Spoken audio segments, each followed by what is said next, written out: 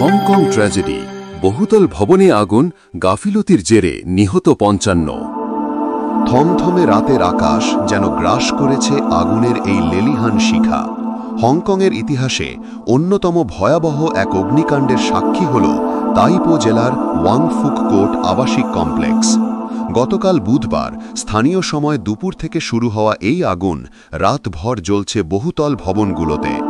Hong Kong fire department এই ঘটনাকে সর্বোচ্চ সতর্কতার লেভেল 5 অ্যালার্ম হিসেবে চিহ্নিত করেছে।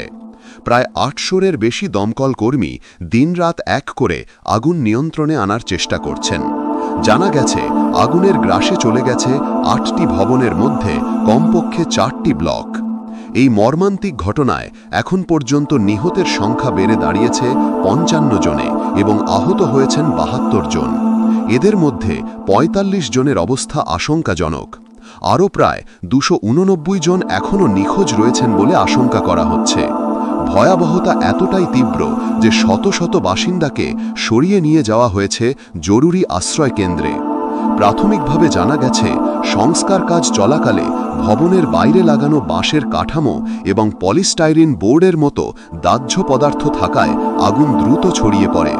এ ঘটনায় হত্যার অভিযোগে একটি নির্মাণ প্রতিষ্ঠানের ২ পরিচালক ও একজন প্রকৌশলী সহ মোট ৩ জনকে গ্রেফতার করেছে পুলিশ।